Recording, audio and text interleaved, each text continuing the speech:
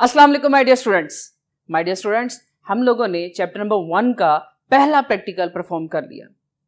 अगर हम अपने सिलेबस को देखें तो उसमें चैप्टर नंबर 2, 3 और 4 से कोई भी प्रैक्टिकल इन्वॉल्व नहीं है।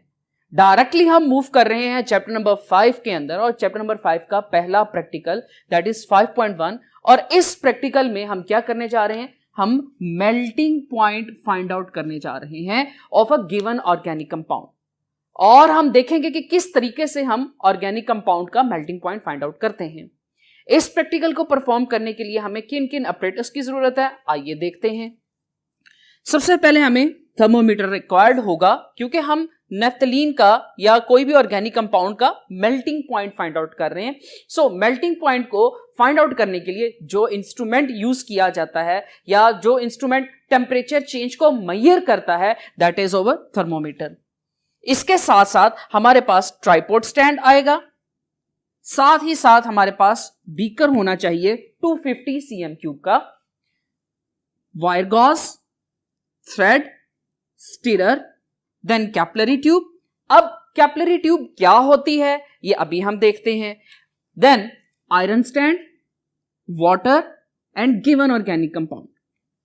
और ये तमाम ऑपरेटर्स हम किस तरह से इस्तेमाल करेंगे और परफॉर्मेंस की तरफ आएंगे और देखेंगे कि कैपिलरी ट्यूब कैसे दिखती है और हमारा गिवन ऑर्गेनिक कंपाउंड कैसा दिखता है। तो चलिए शुरू करते हैं प्रोसीजर की तरफ आते हैं।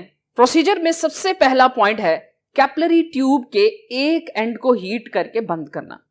तो जनाब यहां पे हमारे पास कैपिलरी ट्यूब है, इसके दोनों एंड्स जो होते हैं वो ओपन होते हैं। हमने इसके एक एंड को क्लोज करना होता है बाय हीटिंग, और इसको हम देखेंगे जब परफॉर्मेंस की तरफ आएंगे। द नेक्स्ट पॉइंट इज कि जो आपको ऑर्गेनिक कंपाउंड दिया जाएगा वो सॉलिड स्टेट में होगा, और हमने इसको क्रश करके पाउडर फॉर्म में कन्वर्ट करना है। Then the next step is कि किस तरीके से हमने इस कैपिलरी ट्यूब के अंदर इस ऑर्गेनिक कंपाउंड को एडजस्ट करना है।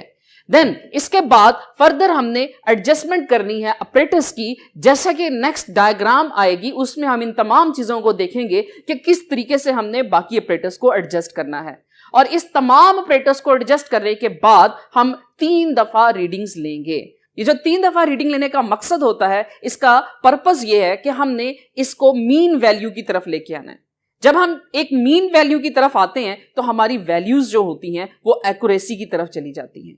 तो चलिए देखते हैं कि किस तरीके से हमने ऑपरेटर्स एडजस्ट करना है और उसका क्या रिजल्ट आता है। माय डियर स्टूडेंट्स, जैसा कि मैंने बताया कि इस प्रैक्टिकल को परफॉर्म करने के लिए आपको एटलीस्ट 2 रीडिंग्स की जरूरत होगी, और जैसा कि हम यहां पे टेबल देख सकते हैं, और ये आपने ड्यूरिंग एग्जाम जो आपका क्वेश्चन पेपर के बाद आंसर शीट मिलेगी उसके ऊपर आपने इसको लाजमी ड्रॉ करना है। इसके बाद हम इसकी मीन वैल्यू लेंगे। मीन वैल्यू में हम दोनों वैल्यूज को डिवाइड करेंगे 2, और आपके पास इसका आंसर आ जाएगा। और जब हम इसकी परफॉर्मेंस करेंगे तो यहां पर हम इन वैल्यू को भी पुट करेंगे। नेक्स्ट हम किस तरह से ये ऑपरेटर्स एडजस्ट करेंगे, आइए चलते हैं, देखते हैं in the diagram. My dear students, यहां पे हमारे पास इस डायग्राम में तमाम का तमाम ऑपरेटर्स एडजस्टेड फॉर्म में आपको दिख रहा है। सबसे पहले हम देख सकते हैं कि ये हमारे पास आयरन स्टैंड है। देन आयरन स्टैंड के ऊपर हमने बंसन बर्नर को एडजस्ट किया। उसके बाद हमारे पास ये ट्राइपॉड स्टैंड है, और ट्राइपॉड स्टैंड के ऊपर वायर गॉज को एडजस्ट ऑलरेडी हमने किया हुआ है। देन हमने लेना है एक बीकर, और इस बीकर के अंदर हमने 100 cm³ वाटर ऐड करना है। ये सारी चीजें एडजस्ट करने के बाद अब हम मूव करेंगे थर्मोमीटर की तरफ। यहां पे आप देख सकते हैं ये हमारे पास थर्मोमीटर है, और खास तौर पे आपने यहां पर एक चीज का ध्यान रखना है कि जो थर्मोमीटर हमें यहां प्रोवाइड किया जाता है उसके अंदर आपको एक रेड कलर की, लाल रंग की एक लाइन नजर आएगी। ये जो थर्मोमीटर होते हैं ये स्पेसिफिकली अल्कोहलिक थर्मोमीटर्स कहलाए जाते हैं, जबकि आम तौर पे हमारे पास घरों में जो थर्मोमीटर इस्तेमाल किए जाते हैं टेम्परेचर को चेक करने के लिए या डॉक्टर्स इस्तेमाल करते हैं, उनके अंदर मरकरी पाई जाती है। यहां पे हम स्पेसिफिकली ये वाला थर्मोमीटर इसलिए इस्तेमाल करते हैं ताकि हमें रीडिंग लेने में आसानी हो सके। ये थर्मोमीटर की एडजस्टमेंट हम इस तरह से करेंगे कि कैपिलरी ट्यूब जो है उसको एक धागे की मदद से इसके साथ बांध दिया जाएगा, और कैपिलरी ट्यूब के अंदर ऑर्गेनिक मटेरियल को डाल दिया जाएगा। और जैसे ही ये हम आयरन स्टैंड के साथ इसको एडजस्ट करेंगे तो पानी के अंदर इसको इस तरह से एडजस्ट करना है कि इसकी बेस जो है वो बिल्कुल पानी के अंदर सबमर्ज्ड हो जाए, यानी कि थर्मोमीटर का जो बल्ब है वो यहां पर पानी के अंदर सबमर्ज्ड हो जाए। ना ही इसको वॉल ऑफ द बीकर के साथ टच होना चाहिए और ना ही इसको बिल्कुल इसके बॉटम यानी पैंदे के साथ टच होना चाहिए। और जब आप इसको हीट प्रोवाइड करना शुरू करें तो साथ ही आपने कॉन्टिन्यूसली स्टिरिंग इसको हिलाते रहना है ताकि ओवरऑल पूरा पानी जो है वो हीट को डिस्ट्रीब्यूट कर सके। इसी के साथ हमारी डिस्कशन यहां पे मुकम्मल होती है और अब चलते हैं हम प्रैक्टिकल की परफॉर्मेंस की तरफ। डियर स्टूडेंट्स, हमारे पास यहां पे अल्कोहलिक थर्मोमीटर है। इसकी बेस यानी बल्ब के अंदर आप रेड कलर का अल्कोहल देख सकते हैं और यहाँ पे अगर आप गौर करें तो ये आपको 30 डिग्री सेल्सियस की रीडिंग को ये शो कर रहा है। इसकी रीडिंग को लेना बहुत ज़रूरी है। आपको इसकी रीडिंग अच्छे से समझकर लेने का तरीका आना चाहिए।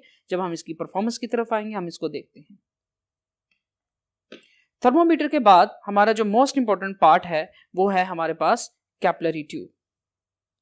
कैपिलरी ट्यूब एक बहुत ही पतली सी ट्यूब होती है जो दोनों एंड से ओपन होती है। हमने इसको with the help of spirit lamp इसके दोनों एंड में से किसी एक एंड को क्लोज करना होता है। इसको भी क्लोज करने के दो तरीकाकार हैं कि आप इसके एक एंड को डायरेक्टली जो है स्प्रिट लैंप के ऊपर हीट करते जाएं, ये बंद हो जाएगा। इसके अलावा एक और तरीकाकार है जिसकी मदद से हम इसको इसके एक एंड को क्लोज कर सकते हैं। यहाँ पे अगर मैं इसको कॉन्टिन्यूसली हीट प्रोवाइड करता रहूंगा तो इसका जो एक एंड है वो अल्टीमेटली क्लोज हो जाएगा। लेट्स सी, देखते हैं ये कैसे क्लोज होता है।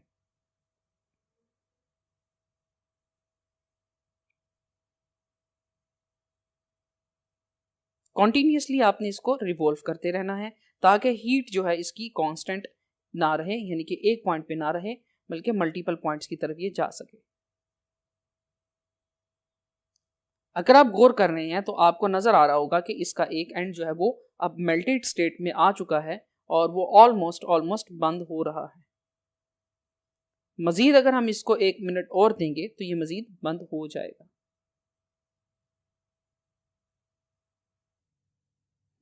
जैसा कि डियर स्टूडेंट्स आप देख सकते हैं कि इसका एक एंड जो है वो मुकम्मल तौर पे बंद हो चुका है। अब ये हमारे पास कैपिलरी ट्यूब तैयार हो चुकी है। इसको हम for the filling of material utilise करेंगे। इसका दूसरा तरीका जैसा कि मैंने आपको बताया था कि वो हम कैसे कर सकते हैं। हमने सेंटर से इसको हीट देनी है और इसको हीट देते हुए इसको जब हम खींचेंगे ऑपोजिट डायरेक्शन की तरफ खींचेंगे तो ये जेट फॉर्मेशन बनाएगा। जेट फॉर्मेशन किसे कहते हैं, यहाँ पे हम देख सकते हैं कि ये इस तरह की फॉर्मेशन कर ले। इस तरीके से भी हम इस कैपिलरी ट्यूब का एक एंड जो है वो क्लोज कर सकते हैं। यहाँ पे आप देख सकते हैं कि इसका एक मुकम्मल एंड जो है वो क्लोज हो चुका हुआ है और एक एंड इसका स्टिल अभी भी ओपन है। तो इन दो तरीकों से हम इन कैपिलरी ट्यूब को कर सकते हैं। चलिए इस तरीके से भी करके देखते हैं। कॉन्टिन्यूसली हमने इस प्रोसेस में हीट को प्रोवाइड करते रहना है और साथ ही साथ ये आप देख सकते हैं इसको खींचना है। थोड़ी सी फ्लेक्सिबिलिटी आएगी। यहां पे हमने इसको दो हिस्सों में तकसीम कर दिया। अब हम मूव करते हैं अपने नेक्स्ट ऑपरेटर्स की तरफ। डियर स्टूडेंट्स, नेक्स्ट ऑपरेटर्स हमारे पास हमारा ट्राइपॉड स्टैंड है। इसको ट्राइपॉड क्यों कहते हैं, क्योंकि इसकी 3 लेग्स हैं, 1, 2 एंड 3। इसी के साथ हमें एक इस तरह से जाली के ऊपर कुछ थोड़ा सा मटेरियल लगा हुआ नजर आता है। This is known as wire gauze. ये जो मटेरियल हमें सेंटर में नजर आ रहा है दिस इज एस्बेस्टॉस मटेरियल और ये फायर प्रूफ होता है और हमें इसको इसके ऊपर इस तरह से एडजस्ट करना होता है।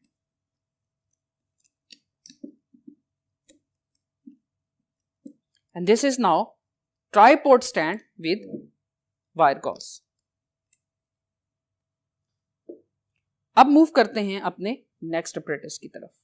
नेक्स्ट ऑपरेटर्स आता है हमारे पास स्टीरर और ये हमारे पास डिफरेंट मिक्सचर्स को मिक्स करने के लिए या हिलाने के पर्पस के लिए इस्तेमाल की जा सकती है। अब मूव करते हैं हम अपने केमिकल की तरफ। चूंकि हमने प्रैक्टिकल परफॉर्म करना है जिसमें हमें नेफ्थलीन सॉलिड स्टेट में प्रोवाइड की जाएगी और ये हमें इस तरह से मार्केट में अवेलेबल होती है। इसको हमने with the help of pistol and mortar इसको पीस लेना है। ये स्टूडेंट्स, हमें ये सॉलिड स्टेट में अवेलेबल होती है और हमें इसके पाउडर फॉर्म में कन्वर्ट करना होता है। इसको हम पाउडर फॉर्म में कन्वर्ट करने के लिए मोर्टर और पिसल का इस्तेमाल करते हैं। ये हमारे पास मोर्टर एंड पिसल है, इसकी मदद से हम इसको पाउडर फॉर्म में कन्वर्ट कर लेते हैं। नेक्स्ट हमारे पास ड्रॉपर्स आते हैं और कुछ थ्रेड जिनका इस्तेमाल हम करेंगे। अब हम आते हैं मेन ऑपरेटर्स, जो कि हमारा आयरन स्टैंड है, जिसके ऊपर हमने तमाम चीजों को एडजस्ट करना है। अब हमारे पास हमारा सबसे मोस्ट इंपॉर्टेंट ऑपरेटर्स इन तमाम प्रैक्टिकल्स के लिए, that is over iron stand. Iron stand जो है, इसके ऊपर डिफरेंट पार्ट्स लगे होते हैं, जिसमें से इसका एक ये वाला सर्कुलर हिस्सा है। यहां से हम इसके स्क्रू को टाइट या हल्का कर सकते हैं और इसकी मूवमेंट करवा सकते हैं। सिमिलरली यहाँ पे जो हमारे पास इसका ये पार्ट लगा है, that is known as clamp. इस क्लम्प को भी हम रोटेट कर सकते हैं, यहां से भी कर सकते हैं और यहां से भी इसको रोटेशन दे सकते हैं। स्टूडेंट्स, आज हम स्टार्ट करने जा रहे हैं परफॉर्मेंस ऑफ प्रैक्टिकल, जिसमें हमने नेफ्थलीन के मेल्टिंग पॉइंट को नोट करना। इसके लिए सबसे पहले हमें एक सॉलिडिफाइड फॉर्म से, जो कि हमारे पास नेफ्थलीन थी, इससे हमें इसको पाउडर फॉर्म में कन्वर्ट किया और पाउडर फॉर्म में नेफ्थलीन को हमने हासिल कर लिया। हम एक कैपिलरी ट्यूब लेंगे और इस कैपिलरी ट्यूब के अंदर हमने नेफ्थलीन को पाउडर फॉर्म में ऐड करने के लिए आप सिंपली इसके ऊपर टैबिंग करेंगे। पाउडर फॉर्म में जो आपने ली है, इसके ऊपर आप टैबिंग करेंगे। इससे हमारे पास कुछ मिकदार आप देख सकते हैं इसके अंदर आ चुकी है। इसके बाद आप इसको नीचे करने के लिए वंस अगेन इसकी टैबिंग करेंगे। अब आप देखें कुछ मिकदार इसकी नीचे जा चुकी है। इसी तरह से इस चीज को हम रिपीट करते जाएंगे।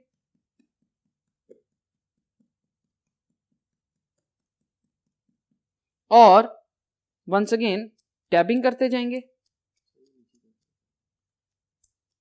ताकि ये मटेरियल जो है आगे की तरफ जा सके।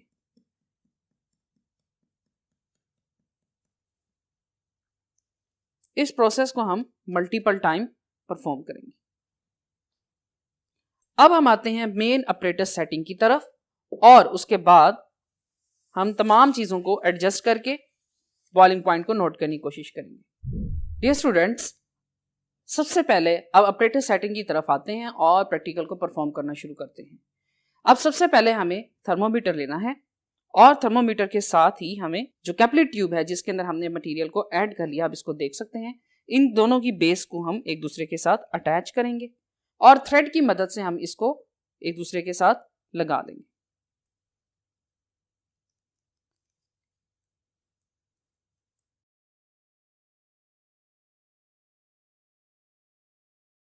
थर्मोमीटर के साथ हमने अपना ऑपरेटर्स जो है वो एडजस्ट कर लिया है। अब हम मूव करेंगे टुवर्ड्स आयरन स्टैंड।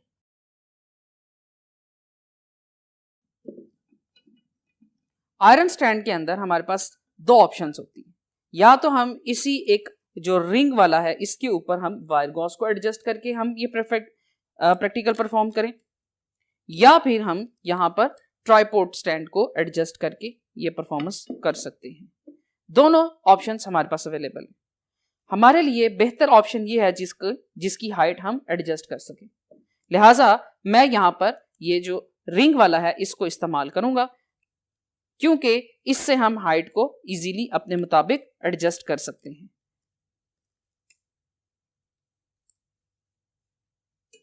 इसको दोबारा से हम आयरन स्टैंड के साथ अटैच करते हैं। अटैचमेंट करने के बाद अब हम यहां पे इंट्रोड्यूस करवाएंगे स्प्लिट लैंप को।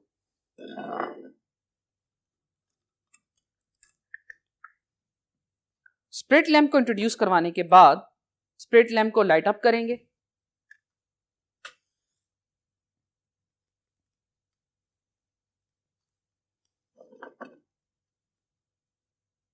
स्प्लिट लैंप को लाइट अप करने के बाद अब हम अपना बीकर लेंगे। बीकर के अंदर almost 100 cm cube water add करेंगे।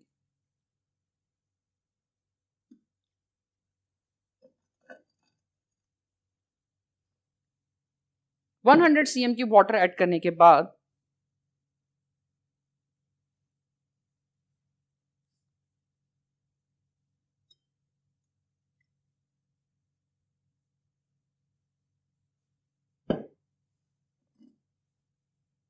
हम इस बीकर को इसके ऊपर एडजस्ट करेंगे।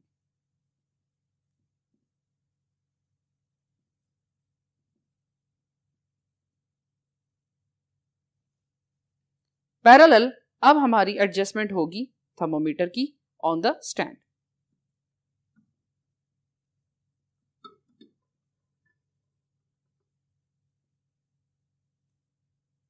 ये सारी एडजस्टमेंट भी with the help of thread हम इसके ऊपर करेंगे।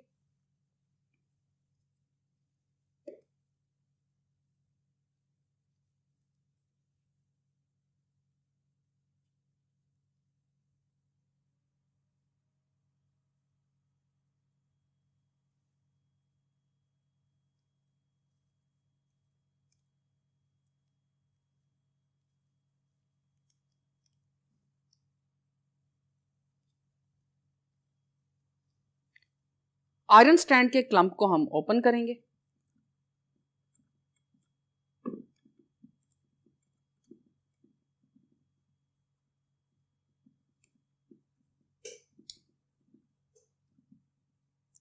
इस दौरान एक चीज का अपने ख्याल रखना है कि जो रीडिंग है वो आपकी तरफ होनी चाहिए, ताकि रीडिंग करते वक्त आपको कोई प्रॉब्लम फेस ना करनी पड़े।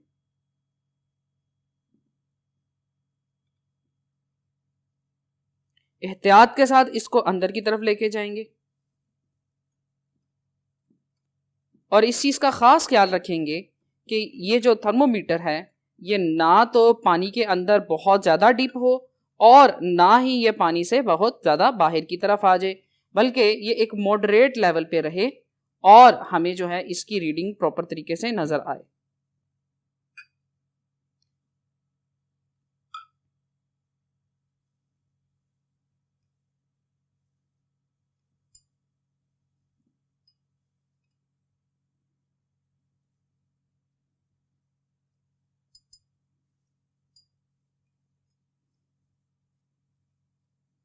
ये तमाम काम बड़ी एहतियात के साथ करना होता है ताकि सारे ऑपरेटर्स जो है वो सही तरीके से एडजस्टमेंट की तरफ आ सके।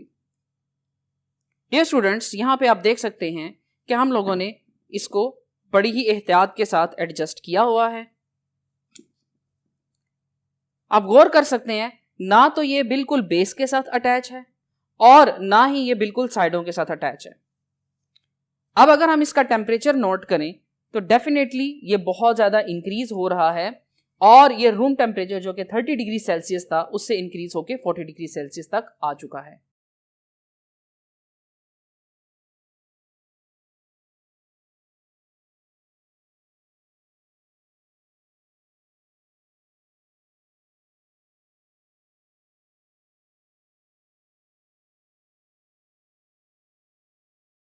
स्टूडेंट्स, जैसा कि हमने अपरेटस एडजस्ट कर दिया हुआ था और हम वेट कर रहे थे कि टेम्परेचर जो है वो अपनी पीक तक जाए और हम ऑब्जर्व करते रहे पैरेलल के यहाँ पे हमारे पास जो मटेरियल है यानी कि हमारी नेफ्थलीन वो कब मेल्ट होती है।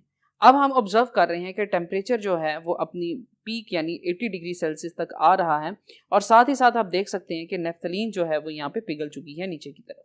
और अब इस चीज़ से यहाँ से साबित होता है कि नेफ्थलीन जो है वो मेल्ट हो चुकी है और हमारा जो टेम्परेचर है, जो मेल्टिंग पॉइंट है, दैट इज 80 डिग्री सेल्सियस।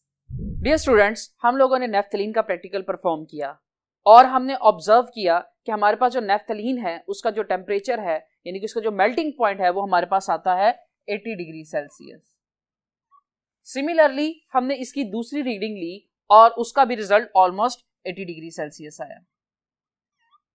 साथ ही साथ जैसा कि हमने डिस्कस किया था कि हमने इन तमाम वैल्यूज जितनी भी लें उनका हमने मीन कॉन्सेप्ट निकालना होता है या जितनी भी वैल्यू हम ले उनका मीन निकालना होता है। तो अब हम मीन की तरफ आते हैं। Temperature 1 that is 80 degree Celsius and temperature 2 that is also 80 degree Celsius. दोनों को ऐड करके 2 पे डिवाइड करेंगे तो ऑब्वियसली हमारे पास जो टेम्परेचर है दैट इज 80 डिग्री सेल्सियस आएगा। और एट द एंड अगर हम रिजल्ट की बात करें तो हमारा रिजल्ट क्या है कि the melting point of the given organic compound is 80 degree Celsius. तो बेटा ये सारी बातें आपने वाइवा के हवाले से भी याद रखनी है। वाइवा में अक्सर आपसे इससे रिलेटेड क्वेश्चन किए जा सकते हैं, जैसा कि मिसाल के तौर पे आपसे मेल्टिंग पॉइंट के बारे में सवाल किया जा सकता है कि मेल्टिंग पॉइंट की डेफिनेशन क्या होती है और ये वो कौन कौन से फैक्टर्स हैं जो कि मेल्टिंग पॉइंट्स के ऊपर इफेक्ट कर सकते हैं। तो इसी के साथ आज हम अपना ये वाला प्रैक्टिकल मुकम्मल करते हैं। मिलते हैं अपने अगले लेक्चर में। अपना बहुत सारा ख्याल रखिएगा। अल्लाह निगहबान।